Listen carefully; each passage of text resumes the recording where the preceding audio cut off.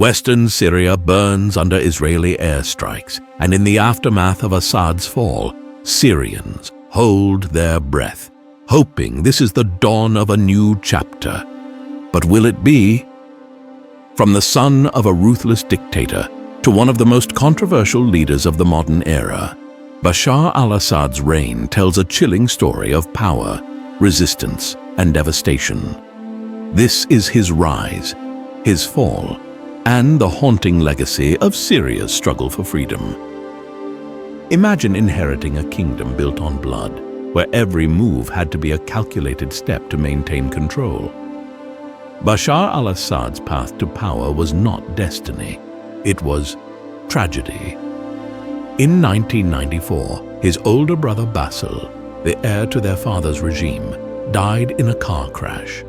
Suddenly, the quiet ophthalmologist in London found himself pulled into the world of ruthless politics and a legacy built on fear. This legacy was cemented by Bashar's father, Hafez al-Assad, who ordered one of the most brutal massacres in modern history. In 1982, the city of Hama was reduced to rubble, with as many as 40,000 civilians killed under the regime's orders. The scars of Hama were a stark warning to any who dared to oppose the Assad family.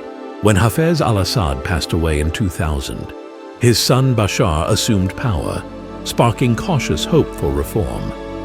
Many believed the younger Assad might break away from his father's legacy of fear and oppression. Early promises of change ignited brief optimism, but it wasn't long before the iron fist of the Assad regime tightened its grip once again, crushing those hopes. Bashar not only inherited his father's presidency, but also the deep-rooted fear that Hafez had sown across the nation. Entire regions like Daraa bore the brunt of this repression.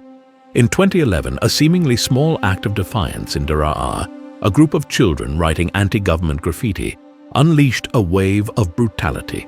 Security forces arrested and tortured the children, sparking peaceful protests that were met with tanks, gunfire, and mass destruction.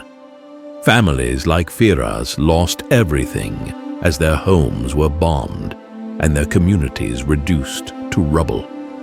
Daraa became a symbol of both resistance and repression, its tragic story resonating across the nation.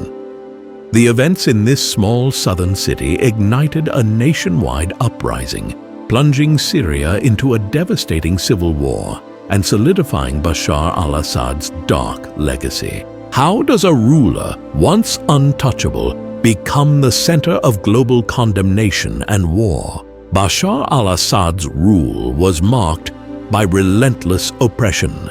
Peaceful protests were met with tanks and bullets, entire neighborhoods were reduced to rubble, and dissenters disappeared into a shadowy network of torture and death. His regime's use of chemical weapons against civilians became a chilling symbol of his brutality.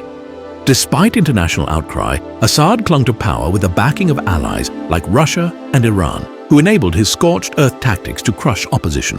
The devastation he left behind echoes far beyond Syria's borders, as global powers like Israel continue to target remnants of his influence.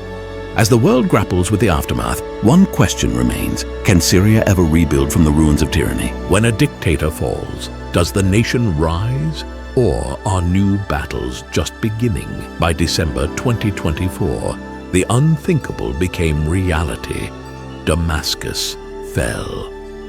After years of brutal conflict, rebel forces seized the capital, forcing Bashar al-Assad to flee into the shadows of exile. His departure marked the end of a regime defined by fear and repression, but it left behind a nation broken and scarred. In the Damascus suburb of Rusa, families like Firas emerged from over a decade of suffocating oppression. The streets, once patrolled by tanks and soldiers, now echoed with cautious celebrations. "This is for our children," Firas' wife says, her trembling hands clutching the last photo of her husband and son, both lost to the war. The weight of loss lingers, yet for many, this moment is a fragile beacon of hope, a chance to rebuild lives and reclaim a future stolen by years of tyranny. The fall of Assad is not just an ending, it is the start of a daunting journey. A nation must now rise from the ashes, piecing together its identity amid the haunting reminders of war. But even as freedom takes its first tentative steps, questions loom. Will Syria's wounds ever fully heal? Or will new battles threaten its fragile rebirth? Will Syria finally break free from the shadows of its past? Or will it fall into new cycles of chaos? Bashar al-Assad's exact whereabouts remain unknown. Speculation points to Russia or the UAE.